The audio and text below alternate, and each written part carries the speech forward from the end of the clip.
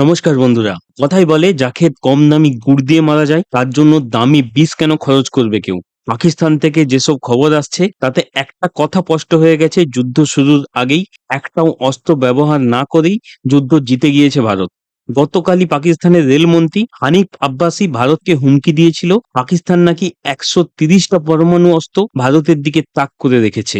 এটা থেকে পরিষ্কার পাকিস্তান ভয় পেয়ে গিয়েছে। পাকিস্তান যখনই ভয় পায় তখনই ভারতকে পরমাণু অস্ত্রের ভয় দেখায়। পরমাণু অস্ত্র তো ভারতেরও আছে। আজ অব্দি কোনো ভারতীয়কে পরমাণু হামলার হুমকি দিতে শুনেছেন কখনো কেউ? কারণ ভারতের সেনা, নেতা আর সাধারণ মানুষ ভালো করে জানে পাকিস্তানকে যুদ্ধে হারানোর জন্য কোনো পরমাণু অস্ত্র ব্যবহার করার দরকার নেই। পেহেলগাম হামলার পর থেকে এখনো অবধি ভারত যা যা পদক্ষেপ নিয়েছে তাতেই পাকিস্তানের ছেড়ে দেওয়া কেঁদেবাচি অবস্থা হয়েছে। সিন্ধু জলচুক্তি বাতিল করে না জানিয়ে ঝেলম নদীর জল ছেড়ে পাকিস্তানে বন্যা পরিস্থিতি তৈরি করেছে ভারত। এটা তো একটা টেলার ছিল মাত্র। ভারত দেখিয়ে দিয়েছে কিভাবে ভারত চাইলে নদীর জলকেও অস্ত্র হিসাবে ব্যবহার করতে পারে। ভারত থেকে পাকিস্তানের সব ধরনের পণ্য রপ্তানি ভারত ইতিমধ্যেই বন্ধ করেছে। এর মধ্যে রয়েছে জীবনদায়ী মেডিসিন, যার ফলে পাকিস্তানে ইতিমধ্যেই মেডিকেল এমার্জেন্সি তৈরি হয়ে গিয়েছে।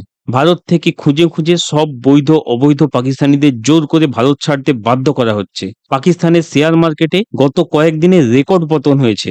একের পর এক গুপ্ত হামলা হচ্ছে পাকিস্তান জুড়ে, কখনো বিমানবন্দরে আগুন তো কখনো সেনা কনভয়ে হামলা। তার উপর আফগানিস্তানে গিয়েছে ভারতের কূটনৈতিক বিশেষজ্ঞদের একটি দল। পাকিস্তানকে ঘেরার জন্য ভারত কিভাবে গুটি সাজাচ্ছে তার বিন্দুমাত্র আন্দাজ করতে পারছে না পাকিস্তান।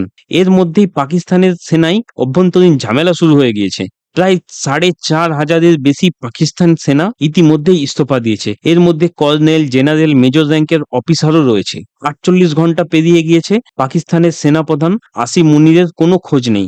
অনেকেই বলছেন পরিবার সমেত দেশ ছেড়ে লন্ডনে পালিয়ে গিয়েছে পাকিস্তানের সেনাপ্রধান আসিফ মুনির। এর মধ্যেই পাকিস্তানের প্রাক্তন প্রধানমন্ত্রী ইমরান খানের সমর্থকরা পাকিস্তান সরকারের বিরুদ্ধে পথে নেমেছে।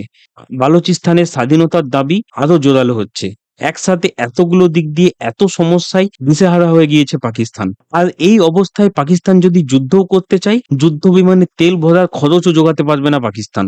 পাকিস্তানের অর্থনীতি একদম তলানিতে। বিদেশি মুদ্রার রিজার্ভ মাত্র $8 বিলিয়ন, যেখানে ভারতের প্রায় $670 বিলিয়ন।